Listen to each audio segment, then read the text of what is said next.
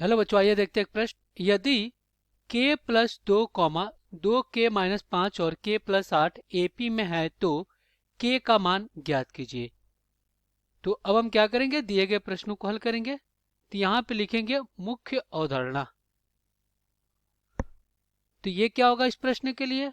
तो देखिए, अगर मान लेते हैं, माना माना a कॉमा बी और c, a कॉमा बी और c AP में है, एपी में है यानी कि समांतर श्रेणी में है। तो इनका जो बीच वाला पद होता है, देखिए ए कॉमा बी कॉमा सी, ये जो बीच वाला पद होता है वो क्या होता है, बराबर होता है प्रथम पद और तृतीय पद के योग के, क्या होता है, आधे के बराबर होता है। एक तरीका तो ये होता है। और दूसरा एक चीज देखिए, देखिए यहाँ पे अगर हम द्वितीय पद में से प्रथम पद को घटाए तो जो हमें सर्वांतर डी मिलेगा वही हमारा तृतीय पद में से द्वितीय पद को घटाए तो मिलेगा। सर्वांतर क्या होगा, समान होगा। क्या यानी कि अगले पद में से उसके पहले पद को घटाएं तो वो क्या होता है, सर्वांतर होता है। तो देखिए बी में से ए को घटाएंगे तो डी प्राप्त होगा, तो वही सी में से बी को भी घटाएंगे तो हमें डी प्राप्त होगा, यानी सर्वांतर दोनों जगह समान होगा। अब हम क्या करेंगे, एक तो ये तरीका है।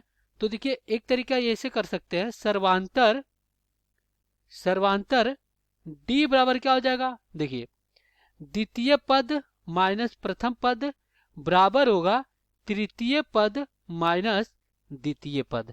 एक तरीका ये है ज्ञात करने का k का मान, और एक तरीका ये है। तो अब हम क्या करेंगे, दिए गए प्रश्न को हल करेंगे।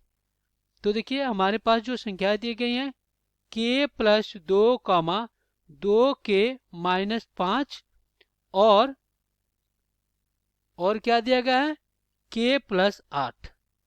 अब हमसे k का मान पूछ रहा है। तो ये आपका क्या है, चलिए इससे तुलना कर लीजिए। ये आपका मान लीजिए a है, और ये आपका क्या है, b है, और ये आपका क्या है, c है। तीन ही पद तो है। तो ये क्या हो जाएगा, b बराबर क्या होता है, a प्लस बी बटा 2, यानी 2k-5 बराबर होगा किसके, देखिए AC यानी k प्लस 2 कोष्टक में, और प्लस में क्या हो जाएगा कोष्टक में k प्लस 8 और बटा में 2 के बराबर। अब आप क्या कीजिए, तिर्यक गुणा कर लीजिए। तो तिर्यक गुणा करेंगे तो 2 गुणे क्या हो जाएगा, 2k और -5 और बराबर में यहाँ पे क्या हो जाएगा, देखिए k plus 2 plus k plus 8। तो k plus 2 plus k plus 8, यहाँ पे देखिए गुणा कराएंगे तो 4k माइनस 5 दूना 10 बराबर 2k और प्लस कितना 10। अब देखिए 2 को इधर लाइए तो क्या हो जाएगा, 4k माइनस 2k बराबर में क्या हो जाएगा, 10 प्लस 10। तो इधर अपना क्या आ गया, 2k आ गया, बराबर में इधर 20 हो गया। तो यहाँ से k बराबर क्या हो जाएगा, 20 और बटा में 2, काटेंगे तो ये 10 बार में कट जाएगा। तो यहाँ से जो हमें k का मान प्राप्त हुआ वो कितना आ गया, 10 आ गया। यही आपका उत्तर हो जाएगा। आशा करते हैं बच्चों ये प्रश्न आपको समझ में आया होगा। धन्यवाद।